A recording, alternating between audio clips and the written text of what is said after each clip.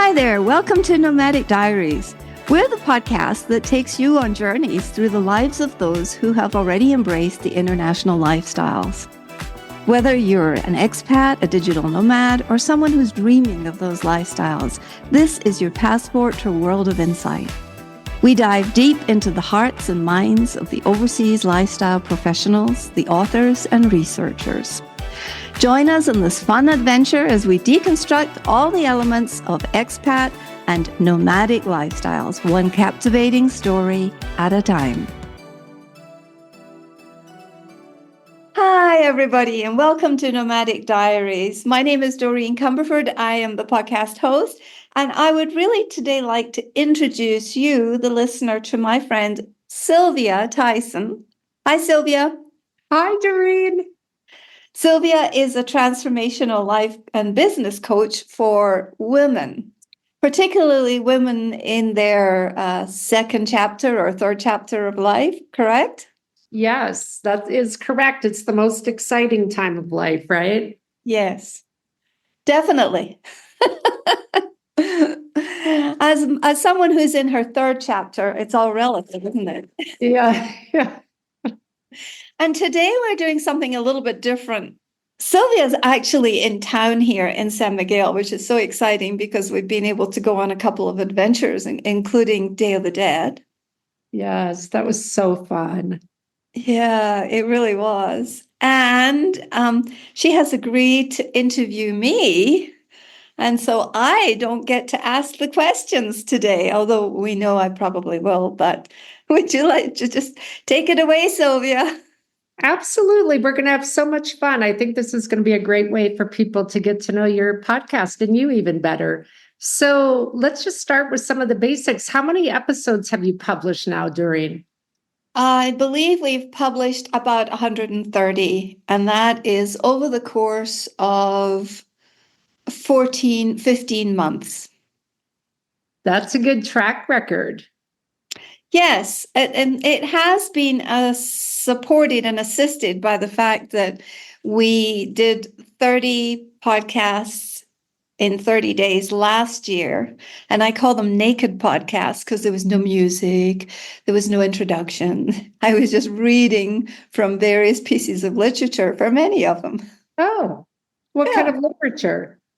Literature regarding expats, repatriation, third culture kids. Interesting. And you have a big goal right now. How many are you doing this month? Right now, I am in the fourth week of doing a podcast a day. I have a co-host for that, Linda Mueller. And our goal is to do another 30 podcasts a day over 30 days. Oh my gosh, I love that. There's going to be so much great content. So can you describe a little bit the typical listener profile for Nomadic Diaries? Sure. I believe, it's difficult to figure out who's listening in podcasts. It's such a marshmallow world in many ways.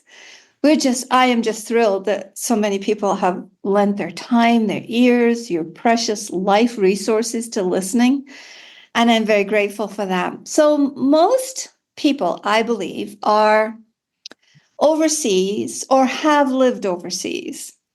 About 60% of the listeners are in the US, about 30% or 30 to 40% are in Europe, and the remainder are in Africa, South America, and Australasia.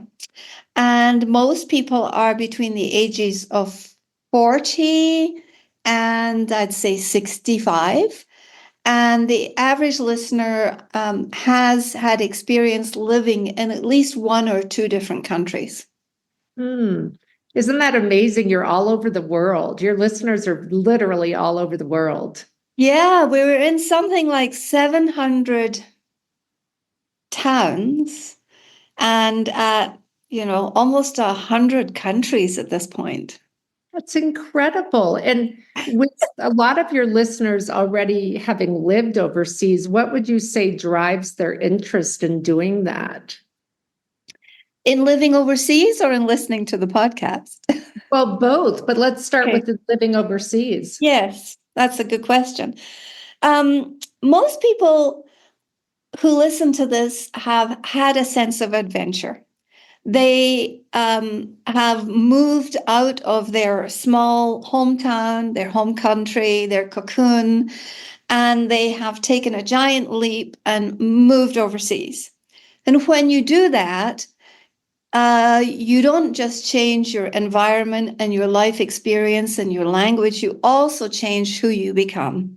So most people have had some experience of some level of transformation. And they come to the podcast. What do you think drives them to your podcast? Are they looking for tips? Are they looking for community? Or I would say probably both. When you live a life with dreams and goals, and if you're living in a very aspirational situation, that's quite a lot to manage. But then when you're living an expatriate life where you have children, careers, language, culture, and all of those things to take into consideration, it makes life sometimes more complex. And I believe that most people listen in order to get strategies, community, a sense that they are not alone, a sense that what they are experiencing is perfectly normal and usual, and it's okay. So there's a sense of reassurance in sharing our stories, and my guests constantly share wonderful stories. what a beautiful thing that you're creating community through all this connection, which is so needed. Yes, yes. And I think when we go overseas, and perhaps we jump from, I call it lily pad thinking, we jump from one place to another, but you're not quite landed on solid ground for a while. You might feel like you're floating around. We actually deliberately choose to interview people who are in the self-improvement, self-development business, and experts and people who write about that journey, because it's not the same journey as what people live when they're rooted in one place over many years. Yes. So your guests are very diverse. What would you say? Who would you say are your best guests? That's a great question. My best guests are people who have lived more than one lifetime in one country, maybe three countries, two or three countries, and have actually learned and transformed from it. And they're people who have possibly written. Last year, I believe I interviewed 32 authors and 26 intercultural consultants. Incredible. The expertise and the depth of knowledge you're bringing to the podcast is really amazing. Thank you. Yes. So, with the world being a little bit of an interesting place right now, lots of things going on. What emerging trends are you seeing in international living and global mobility? Well, some of the trends that I notice are since COVID, of course, it's almost like it feels like the barn door has opened and all the animals have bolted overseas. And so there's so many more people traveling, especially from the US. I would also say that the age group has also become a bit younger. I would also say that the churn is more, because previously people were going overseas with large corporations, missions, diplomatic circles, NGOs, and charities. And they were given a longer timeline, like perhaps, you'll go here for 2 years minimum, maybe 5 years. And it seems like there's smaller periods of time, and there's more instability in that more corporate entities are not offering the big stable packages that used to be offered. They are still they're still available, but they're not quite as solid as they used to be. And in global mobility, there are more people moving and just transforming from place to place with shorter assignments. What's driving that with the corporate world, that they're not giving as great a packages or opportunities? I think that several things. I think it's an age factor. I think it's a generational thing. I think in my generation, we were very, very fortunate to have long-term opportunities. I think also that people are more prone to be lily pad thinkers, especially in the younger generations. You know, look at Z generation, look at the millennials, look at all of these other generations, and the thinking in the corporate world is it's okay to keep moving and to improve your lifestyle and to change. And so I think there's also cost savings involved. And there's also a kind of a chasm that we see in global mobility between what people truly need and how corporations are serving them, especially in this age of so much tech and AI. Oh, interesting. I imagine a lot of your listeners may or may not know what an adventure you have been, Doreen, over the years. I love hearing your stories. And how has your personal journey influenced the podcast's mission and the content? So I have lived in this point in time. I'm in my seventh decade, eighth decade. Is that where I am? I just turned 70. We're in your seventh. And I have lived the expatriate lifestyle on 4 different continents, 8 different countries, and different eras.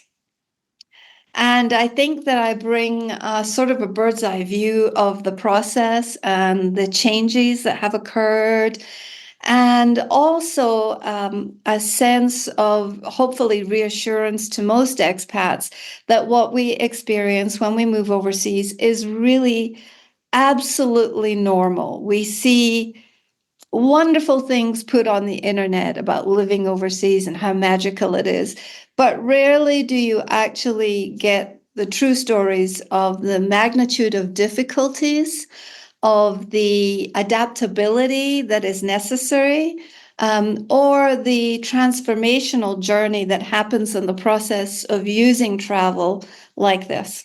So, what is next on your wish list for Nomadic Diaries? What do you see coming up? Well, we're just concluding this month, this 30 days of repatriation. And that is the recovery process.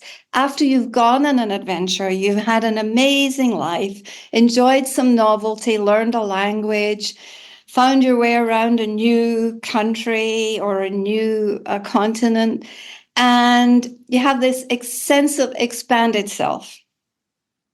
And then when you go home, there are many challenges. And so one of the challenges is that you're not the person that you left as. You're coming home as an entirely new human being in many respects. And you're unrecognizable to your friends and your family. And they have not had the same lived experience that you have had. So you no longer have that necessarily camaraderie or that closeness. So we have done 30 days about repatriation. And what I see ahead is I'll still do some popcorn interviews like we did with you, Sylvia, when we talked about how you help women make bold decisions in their second or third chapter of life in order to create a new experience. And I will still do those sorts of interviews on different subjects, but I want to delve deeply into crossing cultures and intercultural work. I'm going to do a series on belonging, on how to belong, where to belong, how to build community. And I'm taking on another co-host for a very short period of time, and we're going to specialize in that. And I think I'm actually going to dive more deeper into subjects like that so that people can get some real depth and hear several stories across a month or 6 weeks on a particular part of the expatriate journey. I can't wait to listen to the ones on belonging. I think the topic of connection and belonging is so upfront for people right now for all kinds of reasons. And I think not only your usual listeners who have lived and want to live internationally, but just for everyone, I think those will be really valuable topics. Yes, we hope so, because it seems like belonging is a skill that we have lost somehow because of our connectivity on the internet. Mm-hmm. But it's also a skill that many people are always seeking to regain. Yeah, and I think all the studies are showing loneliness, especially for people as we age in their second or third chapters. Loneliness is a real challenge right now and a real issue. Yes. So I think you're so on point. Do you have any moonshot guests? Anyone you'd love to have that you haven't had yet? Well, actually, yes, I have a list. Well, let's put them out there. Maybe some of your listeners will know how to connect you. Oh, that would be lovely if you could connect me to some astronauts, because that's really good to talk to astronauts. I have spoken to one astronaut, but it was not available. It's not available for broadcasting. And I would like to talk to Brené Brown. I would love to talk to Obama. I'd love to talk to James Corden. I'd like to talk to John Kerry.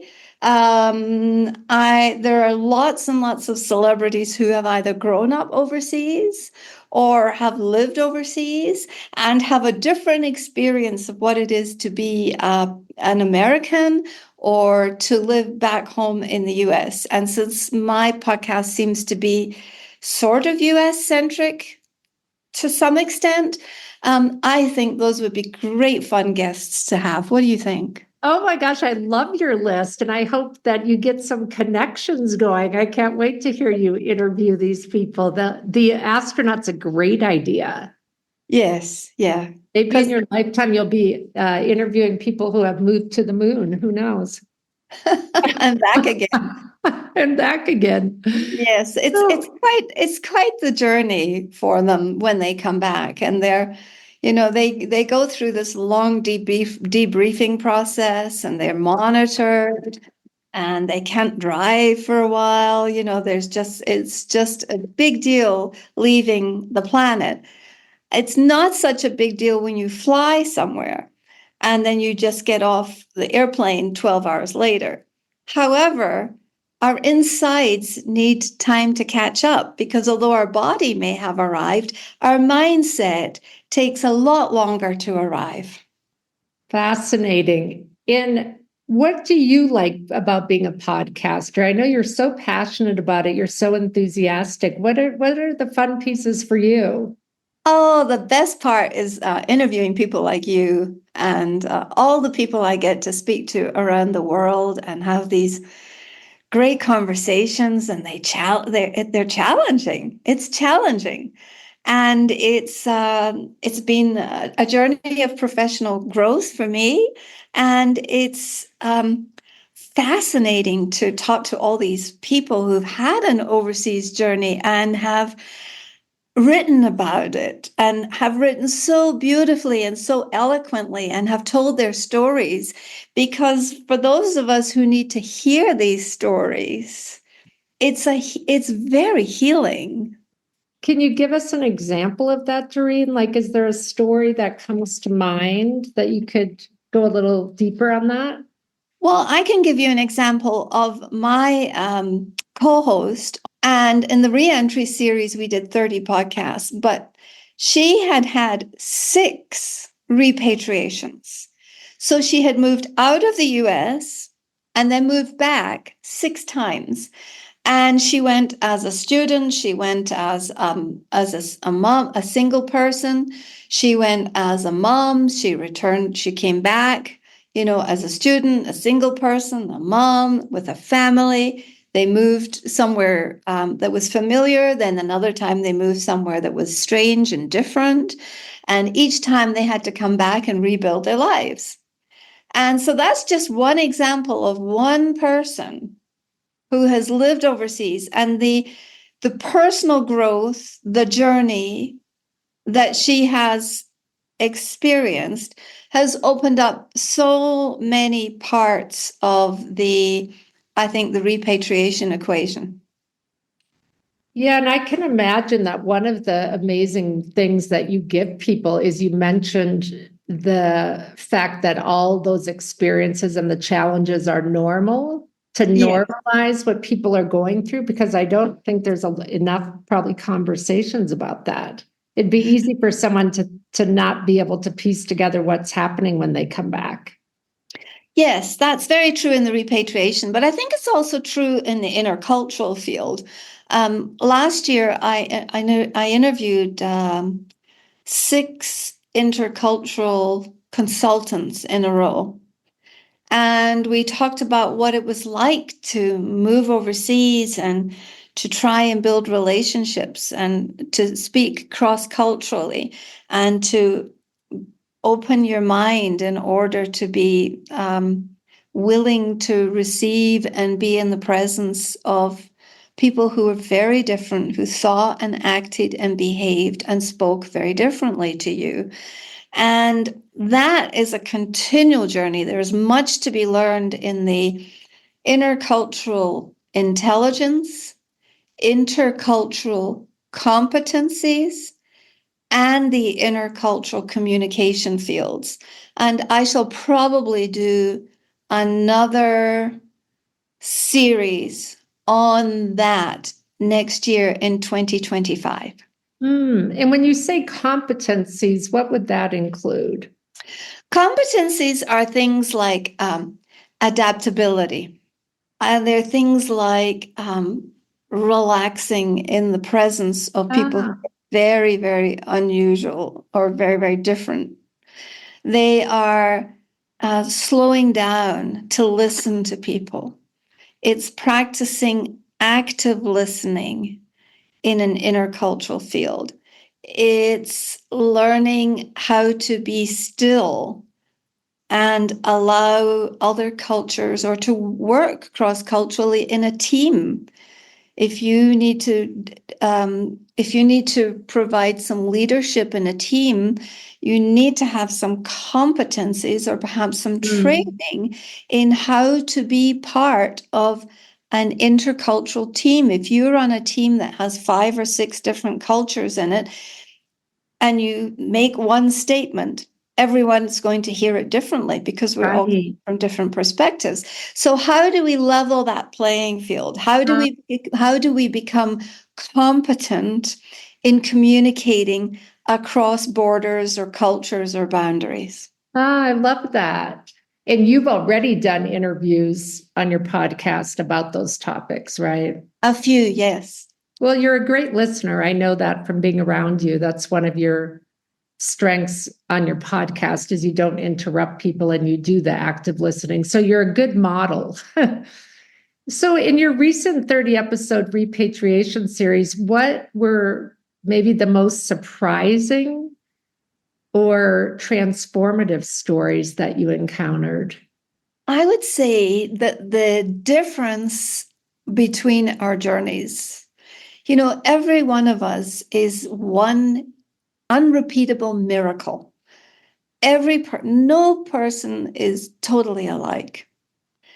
And so we've heard from people who had to leave at the drop of a hat because of danger, who were in a situation where they were warned by the State Department they had to leave imminently. We heard from people who had to move because of deep medical challenges in their families and had to come home. We heard from people who went overseas and discovered that they had to change all the rules of their life. You leave with certain paradigms. And sometimes being overseas rearranges all of our paradigms and all of the way we think life is. And who, in the midst of this, came back with a whole new set of rules or paradigms for their lives. Those are just examples of a few of the transformational stories. Yeah, I think that's the beauty of your podcast too, is just the stories, real life stories that most people would never have the opportunity to hear. And you've talked about creating a lifestyle that you love overseas. I'm curious how you define that, and maybe what are the key elements that make international living successful? Very good question. Not every place is going to jive with every person. Mm-hmm. I've lived in places that were really hard, including my first 5 years in Saudi Arabia. And I had already lived in the Middle East and I was excited about going back. I would say these are the high points. Number one, the relationships, because you don't have friends and family. So the relationships one creates overseas are a substitute or a replicate for family. And you tend to have really close relationships, and it sometimes really brings out the best in people, in that people are neighborly and helpful and cooperative. And that's a wonderful experience. I would also say that your time and talent are going to be used differently. Now, for many people, there are still people who are going overseas and as accompanying spouses, male and female. And that can be a big challenge for the spouse who is accompanying the person who has the professional or corporate gig. So your relationships, your time, and your talent is going to be used differently. You perhaps have to find new ways of being, new activities that you enjoy, new ways of expressing yourself, learning a new language, all of that. The other thing is your health and well-being. So health and well-being is something that we carry with us everywhere. But when you move overseas, it frequently has to be readjusted or refocused. Because, for instance, I'm living in Mexico, and one of the things we loved when we were in Colorado was the trails. You live in Colorado, so Uh-huh. you know that trail between Aspen and Glenwood Springs is just magical for me. Mm. The flat part, or the flatter part, was my favorite, of course, on the e-bike. But we don't have access to those kinds of trails here. So I long for the biking sometimes. So how am I going to adjust to that? How do I take care of my health and my well-being in this new place? So that's your relationships change, the way you spend your time and use your talents changes. Your health and well-being is another part of it. I would say another part of it can be your finances, because when you move overseas, your financial situation may change in different respects. Also, your fiscal situation. And so there are legal and there are financial implications to taking a big leap like that. Mm. Oh, you did a great job outlining. That's a great sketch of what the key elements are. I'm curious, on a side note, I know you're an avid pickleball player. Was that part of your wellness? Like, is that something that I think you can do in a lot of countries now, right?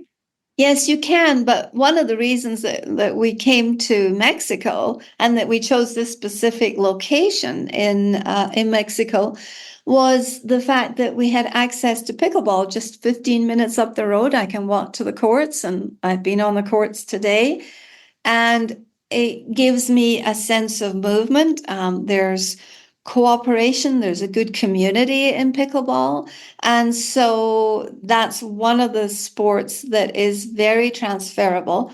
And that was one of the reasons we felt we could adjust and adapt to Mexico fairly rapidly.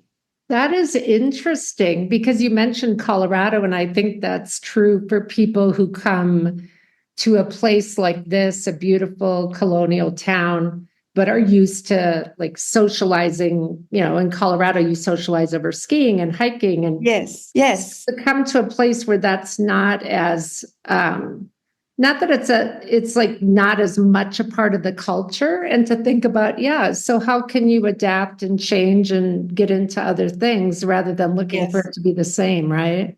yes, yeah, Well, yeah. you've touched on it in some ways, but is there anything you'd like to add about like common challenges that your listeners report when they are transitioning to life in a new country?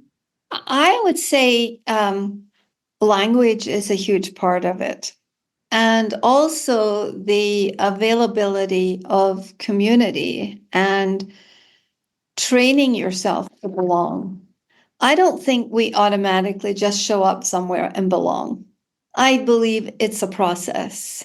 And actually, in this week alone, I'm going to be auditioning for something next week to sing in something. I also went for some training to be an equine therapist helper with children who are getting therapy on horseback. And, it's a process over time.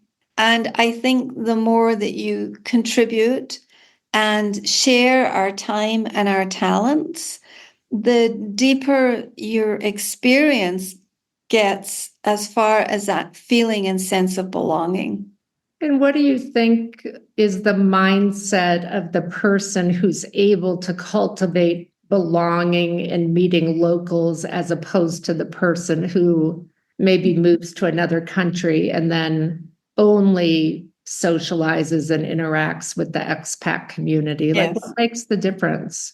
I would say that the difference is absolutely night and day in terms of the internal experience and the external experience. So let's talk about the external experience first. My neighbor next door, I talk about him in the podcast a lot. I haven't told him, but I need to go tell him that I keep talking about him. But he is my cultural mentor. Mm. He speaks some English, I speak some Spanish. We have a little Spanglish, 2-3 mornings a week. We have a little conversation. But he has been a wonderful person to watch and to guide and to help me understand a little bit more of the Mexican culture. I also deliberately hired brilliant Mexico fellow by the name of Flash. Diego, are you listening? And he is the engineer who does all the wizardry and adds the music and cleans up the audio for the podcast. And working with and collaborating and communicating across a culture like that changes your behavior and where you hang out and who you hang out with. And I think it expands our world. I think that when we stay in the expat bubble, it might be enjoyable and extremely social and fun, but I'm not sure how much we grow as people inside that. Yeah, that makes sense. And I suppose everybody has a different comfort level with that, right? Yes. There's the person who moves abroad and doesn't venture out of their expat community, and then those on the other extreme that are just really putting a lot of effort into making new friends with locals. And yeah, you talked about your neighbor being your mentor, and just in the short time I've been here, you did that for me. Like, it was super helpful the other day when you explained the fireworks to me. Because now when I hear them at 6 a.m, I'm like, oh, okay, thanks, Doreen. I got it. It could be someone's being born, someone died, or a saint. Who knows? There's probably some sort of ongoing themes. Is there anything with advice that you find you consistently give to people that are considering moving abroad? Oh, yes, constantly. Yeah, what would those be? Number one, when you set off on a big journey and you arrive somewhere, don't expect it to be like home. And when you notice that you want it to be like home, just give yourself a little chat and say, I took this as an adventure. Mm. One of my reasons of doing this is to create an openness and to grow as a person. And so don't expect it to be the same. Learn the language. I have not applied myself quite as much as I ought to have to my Franglish, or my Spanglish is still a bit Franglish. I use a lot of French words in the middle, but I can communicate for the most part. But really learning the language and creating relationships across culture is one of the most beautiful experiences I think we can have on the planet, because we can discover that we are beings, that we are humans, and we are humanity at our core. And yet other beings and other humans can be extremely different, not difficult. Yeah, It can be difficult. It can be difficult, but it's also very different. Yeah. And be prepared for that. And on the one hand, you would think people would know that, but it's such a good point that unless you intentionally have that conversation with yourself and with other people, right, it would be easy to land and think, well, why aren't they doing it the way that I'm used to? Or why isn't it like this? And yes, exactly. Yeah. Exactly.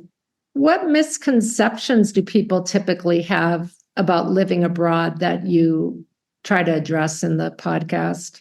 I think that it's always going to be similar to going to home, or that you're going to have the same level of comfort, or the adventure never is going to stop. That's what I think.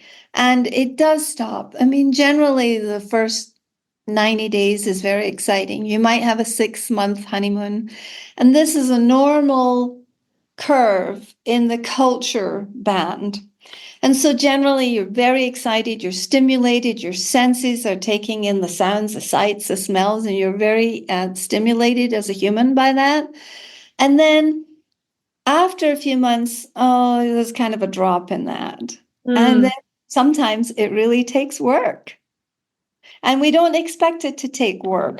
We expect it to just go on forever, I think. Yeah, I have a couple siblings who recently, at different times over the past years, moved to another country, and you're giving me good food for thought and questions to ask them about the honeymoon. Do you think social media has had an influence on that as far as, I don't know, I just think there's so much online about the glamorous, glitzy, it's all amazing kind of interpretation of living abroad versus the real life version. Do you think social media has had a big impact?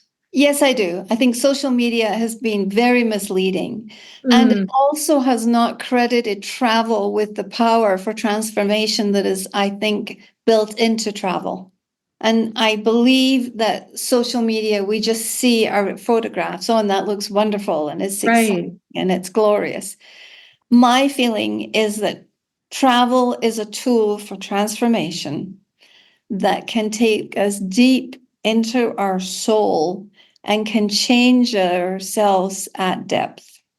And I don't believe that that's the message that is always communicated in social media. Travel is a tool for transformation. I love that. Is there any personality type or qualities in a person that you would say are just not suited to I mean, I guess I'm wondering, could anybody successfully live abroad, or do you think there's some types of people where maybe it just isn't a good idea? I think that's a great question. One of the first people that I interviewed, my friend and colleague Terry, she is an intercultural trainer, and she would be preparing. Her job was to prepare people in a 2 or 3 day consultation, sometimes with one couple at a time, to go overseas. And she said to me, many times she would come home shaking her head, going, I don't know if they're going to make it. Because even before people leave the country, there are assumptions made. There are paradigms and limiting beliefs. And we carry these limiting beliefs around us all the time. So if you are a person who has never left a part of the world, and is extremely tethered and has not evaluated that thinking, you may find it very, very challenging. I also have to say that if you are not have a good sense of humor, if you don't have a sense of humor, I think we have to laugh at ourselves. I laugh at myself all the time and the mistakes that I made. You have to be able to get over yourself and get out of your own head in order to have a really meaningful experience overseas. And if you know that you're not willing to do that and you don't have the imagination, then I would say it would be extremely challenging. I believe you have to take your 6 mental faculties with you. So you have to take your intuition, and that is how to lean into another culture and figure out, what do they mean? What are they trying to tell me? Number 2, you have to take your imagination. What's possible here? How could I possibly settle here and have an even better life than I had where I was? Number 3, you have to take your perceptions, like the lily pad thinking, and you have to be willing to move to the other side of the table. You have to be willing to change your mind. And there's been a lot of podcasters talking about changing your mind. Adam Grant, Simon Sinek, Brené Brown. People are talking a lot right now in this month about changing their minds. And I am so happy to see that. That is one of the big benefits of living overseas. So pack your intuition, pack your imagination, pack your will, which is your focus on why you have gone and what it is you intend to get out of it. Pack your reason.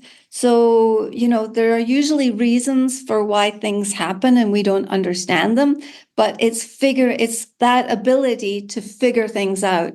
So I always say, everything is figure outable across cultures eventually. So those things I think are really, really important. And if you cannot identify those aspects of yourself, you're going to have a more difficult time. Interesting. I like the thinking about the reason why, right? That's your purpose. What is your purpose in going overseas? If you don't have a clear and definite purpose, why are you doing this? I should probably think more about that. Uh-oh. No, I'm kidding.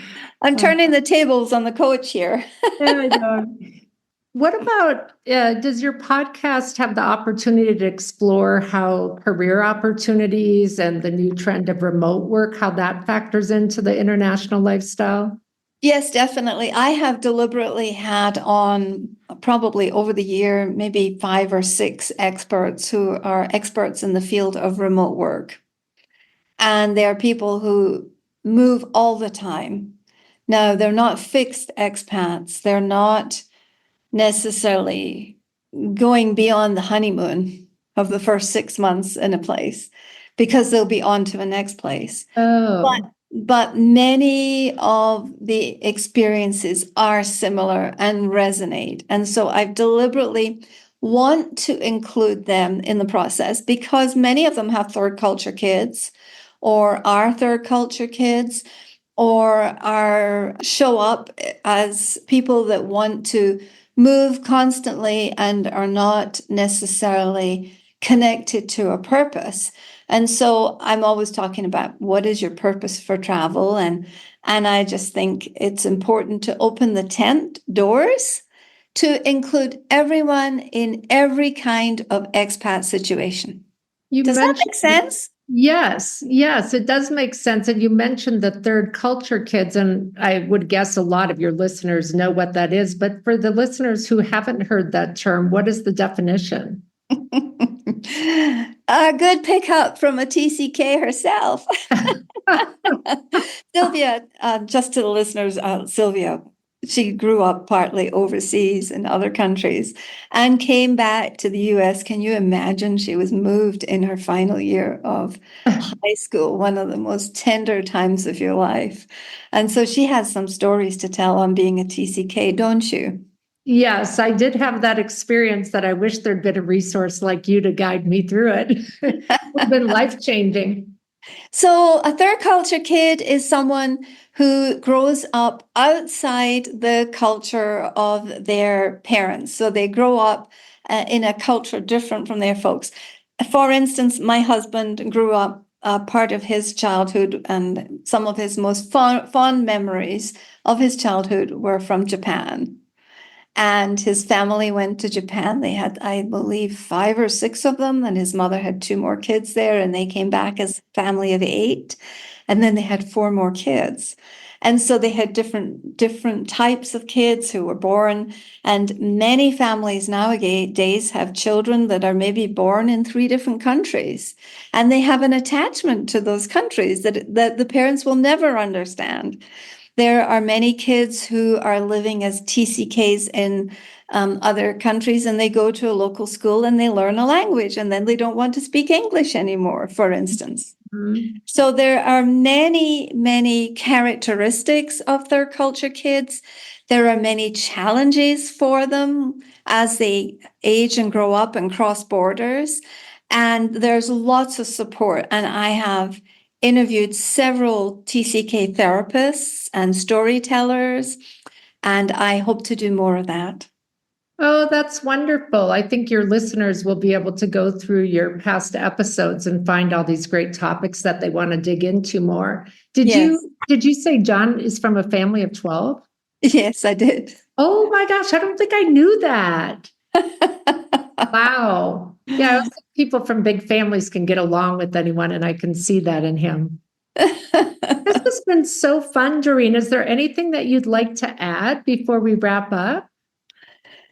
I would just like to add that for the listener, I hope that we can serve you and give you good information, sound advice and tips, share stories on other people's diaries. And I would like you to remember that Henry David Thoreau said, "It matters not where or how far you travel. The further, commonly the worse, but how much alive you are." And so I dedicate Nomadic Diaries and this podcast to expats who can enjoy a greater sense of life and a greater sense of aliveness on this journey. And please reach out and let us know how we can support you, what you would love to hear. And if you would rate and review us, that would be wonderful. Thank you. Wonderful. Thank you, Doreen. And you are such a great role model of what you're talking about. The vibrancy and the liveliness that you bring to it is amazing. So great to have this conversation with you. Thank you so much, Sylvia, for being willing to interview me. This was delightful. Thank you. So, sayonara, masalama, and hasta luego. Bye, everyone.